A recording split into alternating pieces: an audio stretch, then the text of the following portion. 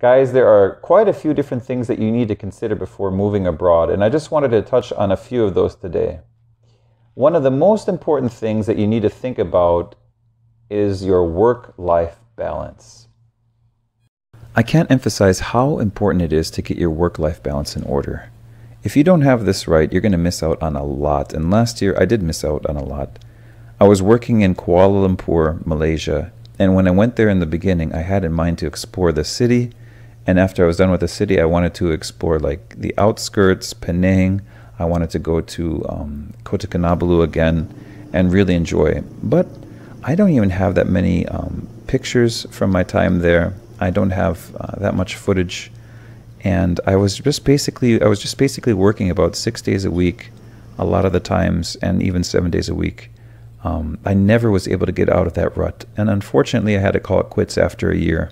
So instead of visiting places I wanted to visit and climbing mountains and getting out into nature and doing the things that I wanted to do, I was pretty much stuck in an office. Now, that's not where you want to be, especially if you're working as an expat. You can do that kind of work and you can live that kind of life if you're in the United States. What's the point of even leaving home? So again, it's essential that if you want to get out, explore and enjoy, you must have your work-life balance in order. In order to get that work-life balance correct, you can kind of know what you're getting yourself into by looking at the contract. Now, again, that isn't the be-all to end-all, and that was a mistake that I've made in the past. So, besides looking at the details of your contract, which should outline how many hours you have to work a week or how many days you have to work a week, you should also check for peer reviews online. Dave's ESL Cafe, which is still used by so many, and it hasn't been updated since like 1997, it's a great place to start to check their forums. Besides that, I think there are websites like Glassdoor.com that will give you honest reviews about how it is to work in the position that you're applying for from people that are already working there. So I would definitely recommend checking that out. Now, besides that, there's a ton to look forward to. If you're looking for the opportunity to make savings, or to, make some money while only having to work one job, I really recommend coming to the Gulf states, namely Saudi Arabia and Kuwait. Saudi Arabia, you can definitely just work one job and have enough for a lot of savings. Now, people keep wondering, like, what's the average salary? How much should I negotiate? The average entry point for a beginning teacher, somebody that's a fresh graduate, is about 12,500 riyals a month. That's about $3,500 a month, which is very good to get started with. That doesn't include your housing allowance, nor does it include your transportation allowance or your flight tickets, your annual flight tickets. All Saudi companies are required by law to actually pay for the inward and outward flights of their employees, plus one flight in and out of the country for vacation per year. So that's a big perk. Now, again, 12,500, that's about like 3,500 US dollars a month, roughly, to get started. That's if you're a newbie. If you are an experienced teacher, somebody that has maybe about 5 years of experience, then you can expect between 14 to 16,000 riyals a month to get started, plus all the other benefits that come with it. Now, if you see anything less than 12,500, you can pretty much be sure that you're dealing with a scam kind of company.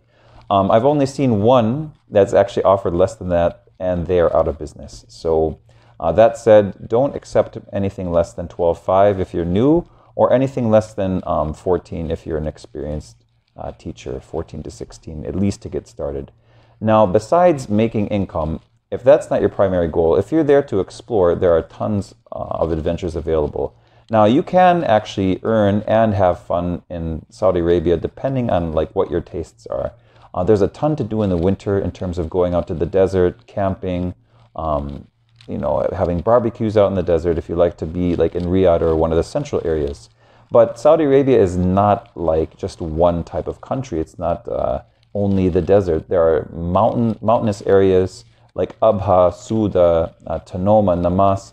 It's like walking into a page of National Geographic magazine. It's so beautiful. If you like to swim and to do fishing, you have places like Yanbu, Jazan, Jeddah, and Al-Khobar, Khobar as they would say, and Dammam. There are so many different places to explore here. If you're into history, you can visit Najran. Najran, the people are so hospitable So you'll be welcomed when you get there. And on top of that, there are a ton of different historical sites that you can visit while you're there. So there's a lot to consider in terms of adventure. If you want to get experience as a teacher and you're not sure where to go first, I would actually recommend going to like South Korea, Taiwan, because I've seen good teachers, high quality teachers come out of those places. People that really know the ins and outs of teaching, and they've got good experience doing it.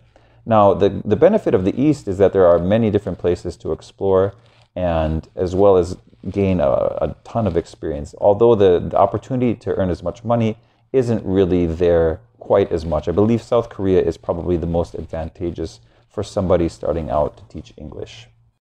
One thing that you do need to keep in mind as well is the culture shock that you'll experience when you get abroad.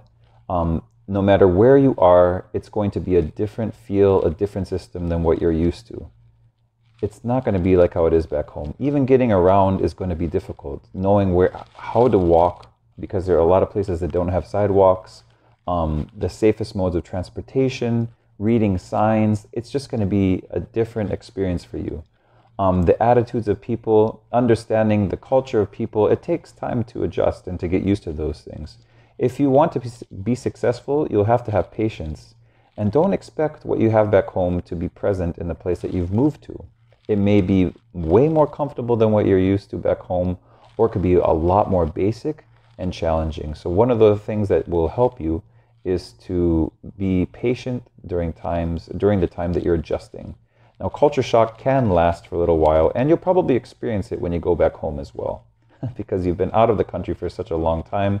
Even 6 months, that when you get back home, it's a whole new place. It feels like a whole new place, especially Western countries with their rapidly changing cultures. So that's something to consider as well. Now, guys, I hope all the best for you in your travels abroad and your work abroad. If you do have any other questions, please feel free to email me or to send me a message on Twitter or wherever you'd like to, just to keep in contact.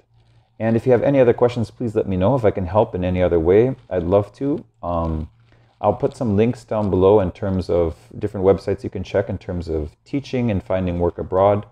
And hopefully you'll be able to find what you're looking for out here. Thank you so much. Take care. Bye-bye now.